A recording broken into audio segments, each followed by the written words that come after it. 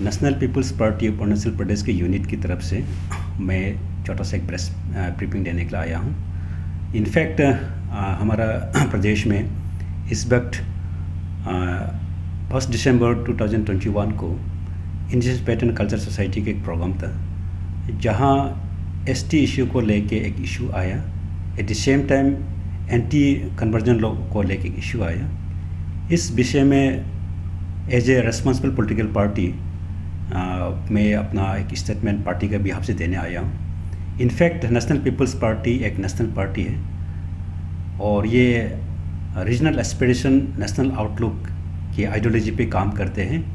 इनका working principle है कि नॉर्थ ईस्ट को one north east one voice बनाने का एक सपना रखता है।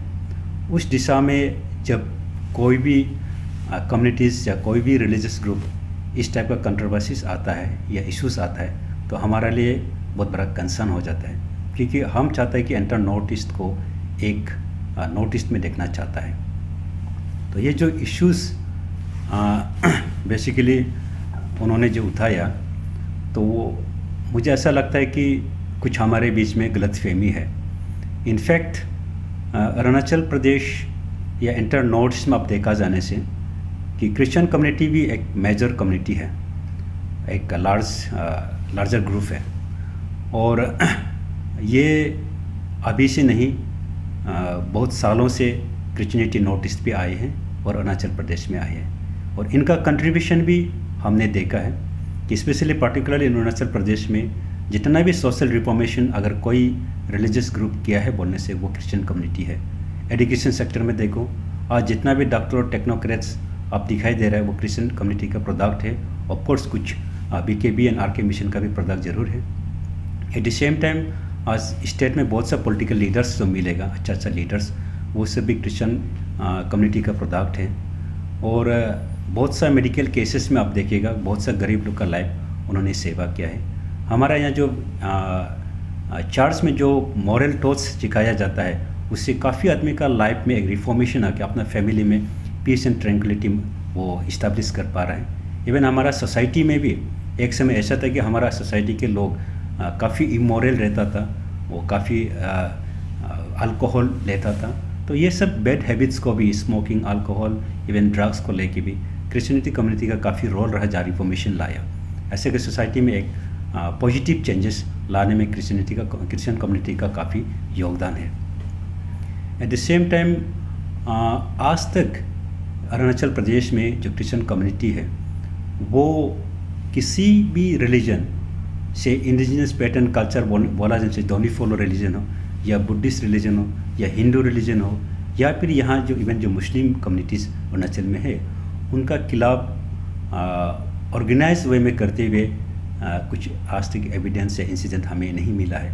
उस हिसाब से हम देख रहे हैं कि क्रिश्चियन कम्युनिटी का भी अरुणाचल में कंट्रीब्यूशन बहुत है। लेकिन जहाँ तक इंडिजिनस पैटर्न कल्चर सोसाइटी की बात है, तो सिंस मेरा अपना माँ खुद भी एक फ्रिस्ट है और इसलिए ये सोसाइटी को, ये कल्चर को भी मैं भी प्रमोट करता हूँ और इसे मैं भी ऑनर करता हूँ। लेकिन हमें गलत फहमी में नहीं रहना चाहिए, किसी का कहने कारण से गलत फहमी में नहीं रहना चाहिए कि आज आप जिसका ST को हटाने का बात कर रहे हैं, अगर आप क्लान बेस में जब जाएगा तो जैसे एग्जाम्पल्स बोल के गालो वेलफेयर सोसाइटी में आप जब जाएगा या फिर आप निसी इलाज सोसाइटी में जब जाएगा या किसी भी एक नाबोम वेलफेयर सोसाइटी में जब जाएगा, आप उस मीटिंग में जब जाएगा, आपका ब्रदरहुड का मीटिंग में आप बहुत सा लोगों को अपना भाई लोग को मिलेंगे जो क्रिश्चियन है।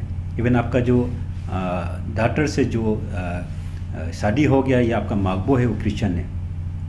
जब आप क्लान बेस्ड ऑर्गेनाइजेशन में जाते हैं या जब आप ट्राइब बेस्ड ऑर्गेनाइजेशन में जाते हैं, वहाँ में आपका दिल दिमाग में ये क्रिश्चियन है या नॉन क्रिश्चियन वो फीलिंग नहीं आते, आप एक ब्रदरहुड के आते हैं। उस एंगल में हमें देखना चाहिए।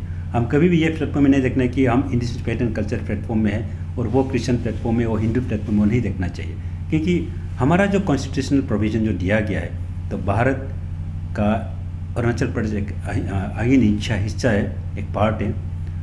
उसमें सेकुलरिज्म हमारे प्रेमल में दिया गया है, जहाँ में सब रिलीजन्स को एक इक्वल स्टेटस दिया गया है। एट द सेम टाइम जो फंडामेंटल राइट दिया गया है उसमें right to freedom of religion and freedom of culture and education right दिया गया है, उस हिसाब से देखा जाने से भी लीगलिटी इसमें कहीं लूपहोल हमको दिखाई नहीं देता है।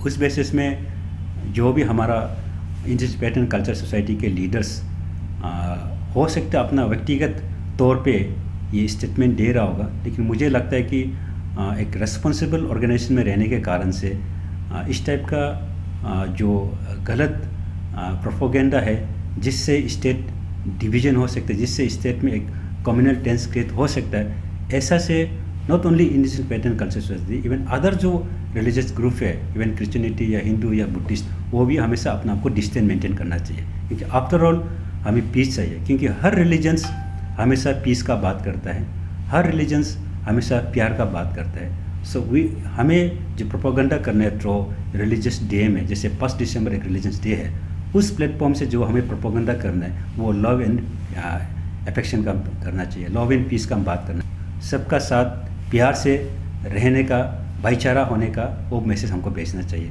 ऐसा कि नहीं कि उस रिलीजियस डे में हम रैली निकले, धरना बैठे, किसी के खिलाफ एसटी को हटाने का बात करें, ये मेरा हिसाब से एक रिलीजियस सोच सिखाया नहीं जाता है। इसलिए मेरा जो अपील रहेगा पर्टिकुलरली जो इंडियन पैटर्न कल्चर लीडर्स को, कि आप थोड़ा सा रिट्रोस्पेक्ट कर लीजिए, करके जो चीज़ अगर गलत लगता है उस चीज़ को प्रैक्टिस मत कीजिए। हमें जो चीज़ सिखाया गया है हमारा पैटर्न कल्चर में से, डोनी फॉलो में जो सिखाया गया है, वो हम लव एंड पीस का प्रोपोगेंडा लेके जाना चाहिए। और आप आज जिसको बात कर रहा है वो आपका ही भाई है। अगर हम उस एंगल से देखा जाने से आज जितना भी इलेक्टेड लीडर असेंबली में, मोर पर्टिकुलरली तिराप चांगलांग साइड का जो ईस्टर्न पार्लियामेंट का मैक्सिमम क्रिश्चियन है, इवन वेस्टर्न पार्लियामेंट के बहुत सारे लोग क्रिश्चियन है, इवन हमारा कम्युनिटी बेस्ड ऑर्गेनाइजेशन में भी बहुत सारे लीडर्स है जो क्रिश्चियन है, तो हम उनका खिलाफ नहीं जा सकते हैं। इसलिए ये सेकुलरिज्म वर्ड को हमेशा अपना दिल में रखना चाहिए और फंडामेंटल राइट का जो राइट ऑफ फ्रीडम को हमेशा ध्यान में रखना चाहिए। और एट द सेम टाइम मैं क्रिश्चियन कम्युनिटी के लीडर से भी वही रिक्वेस्ट करना चाहता हूँ कि क्रिश्चियनिटी हमेशा फॉरगिवनेस पे काम करते हैं, उनका जो मुख्य धारा है वो फॉरगिवनेस है। इसलिए अगर कोई ग्रुप या कोई रिलीजियस ग्रुप अगर आपका ऊपर कोई गलत टिप्पणी भी किया है, आप ये ज़्यादा सीरियस नहीं लेना चाहिए, ज़्यादा पैनिक नहीं होना चाहिए। आपका दिल में आप एज एन बिलीवर आप प्रभु का नाम लेते हुए उन्हें फॉरगिव करना चाहिए और उनका साथ आप एक भाईचारे का रूप अपनाना चाहिए और उनका अगेंस्ट खड़ा होने के लिए कभी सोचना नहीं चाहिए। इसलिए मेरा अपील है कि जो डोनी फॉलो ग्रुप है वो लव एंड पीस का बात करना चाहिए, भाईचारा का बात करना चाहिए। एट द सेम टाइम जो क्रिश्चियन कम्युनिटीज़ है वो फॉरगिवनेस का बात करना चाहिए और लव प्रिवेल होना चाहिए अरुणाचल प्रदेश में, जहां हमें इस टाइप का इश्यूज़ को फर्दर आगे नहीं बढ़ाना चाहिए। वही मेरा अपील है। Thank you. NPP general secretary होने के साथ साथ फॉर्मर एमएलए भी हैं सर, आपने असेंबली में रिप्रेजेंट किया है, असेंबली में डिस्कशन भी किया है सर, तो क्या ये मुमकिन है कि ये जो डिमांड्स है, जो इंडियन स्टूडेंट ग्रुप का जो डिमांड है कि जो एसटी स्टेटस है, चाहे वो क्रिश्चियन हो या चाहे जो भी कन्वर्टेड जो लोग या इंडियन लोग, उनका एसटी को कैंसिल कर दिया जाए या डिलीज कर दिया जाए, क्या ये मुमकिन है और ऐसा सोच क्यों आ रहा है? आप उसका कुछ बोलना चाहेगा? बीइंग एन फॉर्मर लेजिस्लेटर्स, जहाँ तक लीगलिटी का जो बात करता है, तो मेरा हिसाब से आप देखिए एसटी से जो क्रिश्चियनिटी बना है वो सिर्फ अरुणाचल प्रदेश में नहीं है। आप ये है साउथ में जाएगा आप मिलेगा, आप आंध्र प्रदेश में जाने से मिलेगा, आप मेघालय जाएगा तो 90% 100% आपको क्रिश्चियन मिलेगा। नागालैंड जहाँ एसटी स्टेट है वहाँ में 100% क्रिश्चियन है। मिजोरम जाएगा तो आप 100% क्रिश्चियन मिलेगा, वो सिर्फ एसटी है। तो उस हिसाब से सेम वे में अरुणाचल में भी क्रिश्चियन है ज़रूर, लेकिन वो एसटी है। तो एसटी का जो डिफिनेशन है वो आप क्लियरली जानना चाहिए। यूजुअली इसको हम डिफाइन करते हैं a group of peoples economically and socially backward class living in a isolated geographical region with similar tradition and culture. तो यहाँ पेट जरा वर्ड नहीं आते हैं, रिलीजियस वर्ड नहीं आते हैं, उसे हमें क्लियर करना चाहिए। यहाँ जो डिफिनेशन डिफाइन किया है वो socially backward, economically poor, geographical terms आएगा, फिर आपका सिमिलर कल्चर एंड प्रैक्टिसेस वो आते हैं। तो उस हिसाब से इसमें फेथ वर्ड नहीं आते, रिलीजन वर्ड नहीं आते, तो हमें कंफ्यूज नहीं होना चाहिए। तो उस हिसाब से देखा जाने से, और इवन जो सुप्रीम कोर्ट का रूल्स बहुत लोग यहाँ सर्कुलेट किया गया है, उसी हिसाब से देखा जाने से आप लीगली ये पॉसिबल नहीं है। और ये आवाज़ क्यों आ रहा है आपका इस सेकेंड क्वेश्चन से, इस पर मैं यही कहूँगा कि हमारा जो Indian faith and culture society के लीडर्स है या बिलीवर्स है, वो लोग यूजुअली इनोसेंट है, they are very good peoples. हाँ, ऑफ कोर्स हो सकता है कि ऐसा लास्ट सो मेनी ईयर्स से अरुणाचल में क्रिश्चियन भी पीसफुली को एग्जिस्ट कर रहे हैं ब्रदरहुड का साथ, इवन तो फेथ एंड कल्चर सोसाइटी भी ब्रदरहुड के साथ को एग्जिस्ट कर रहा है, इवन अदर ग्रुप यहाँ हिंदू भी है, बुद्धिस्ट भी है, आपस में कभी इश्यूज नहीं आया। सिर्फ ये फर्स्ट टाइम ऐसे इश्यूज आ रहा है अरुणाचल प्रदेश में, जो अच्छा बात नहीं है। हो सकता है इसमें एक्सटर्नल फोर्स रहता होगा जिसका कारण से उन्हें बोलने के लिए मजबूर किया जा रहा होगा। तो मेरा मानना है कि जो भी लीडर्स हैं वो अपना आप में कन्फ्यूज़न होना चाहिए, क्या सही है क्या गलत है, उस चीज़ को जान के समाज को आगे ले जाना चाहिए। ऐसा कदम नहीं उठाना चाहिए जहाँ समाज में अपना भाई बंटवारा हो जाए। सर, काफ़ी स्टेट में काफ़ी पॉलिटिकल पार्टीज है सर, लेकिन वो सब इस वक्त किसी ने भी ऐसा अब फ्रंट में आके किसी ने भी कुछ क्लैरिफिकेशन या फिर सजेशन नहीं दे।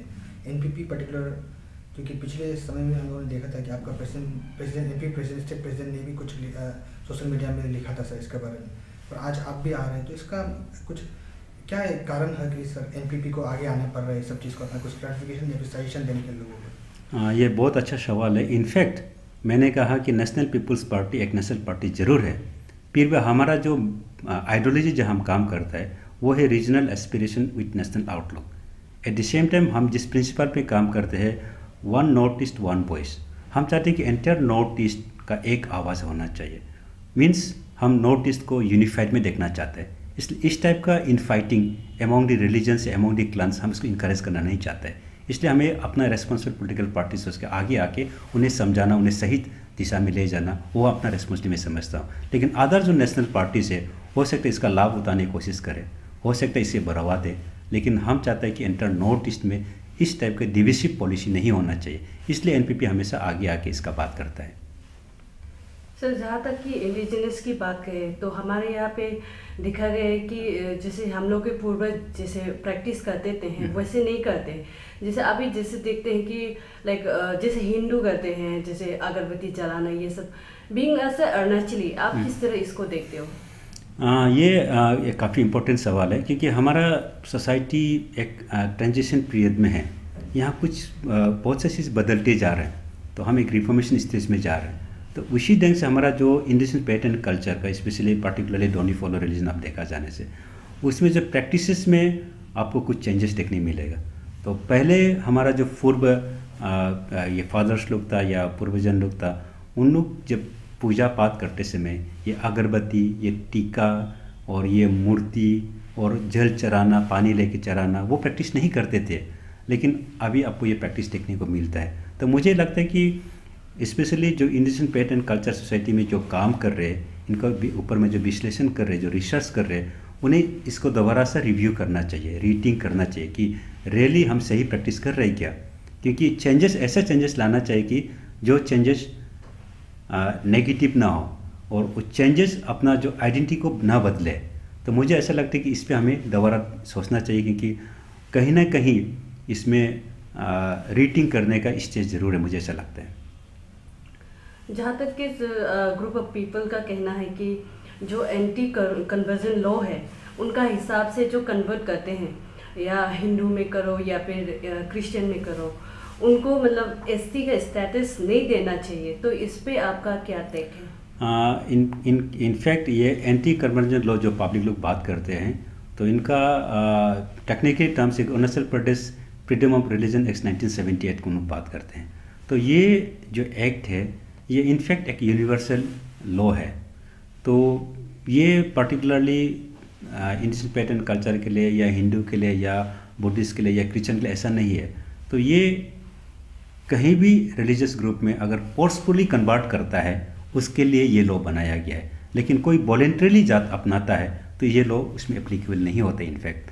तो लेकिन बहुत सा लोग सोचते हैं कि ये law is against for a particular religion, एक पर्टिकुलर रिलीजन को टारगेट करके ये बनाया जैसे सोच के उनको इस्तेमाल करने के लिए कोशिश करता है। ये गलत तरीका है। इसलिए लास्ट टाइम हमारा जो स्टेट प्रेसिडेंट भी बोला था कि एंटी कन्वर्जन जो लॉ है उनको लेके हमारा पार्टी बहस करना चाहता है, इनको लेके हम आगे और डिस्कशन में लाना चाहते हैं किसी भी प्लेटफॉर्म में। तो इनफैक्ट ये लॉ को मिसयूज़ नहीं करना चाहिए। तो ये law in practically for forceful conversion के लिए है। और आज जहाँ तक अरुणाचल में आप देखो या अदर पार्ट ऑफ इंडिया में देखो, जो क्रिश्चियनिटी को अपना रहा है या फिर मुस्लिम को अपना रहा है या फिर हिंदू को अपना रहा है या इंडियन पैटर्न कल्चर को अपना रहा है, तो कहीं भी स्टेज में हमें फोर्सफुल कन्वर्जन दिखाई नहीं दिया। हाँ, जहाँ भी फोर्सफुल कन्वर्जन होगा ये लॉ एप्लीकेबल होगा। अदरवाइज वॉलेंटरीली अगर एक्सेप्ट कर रहे हैं तो fundamental right to freedom of religions को इंजॉय कर रहे हैं।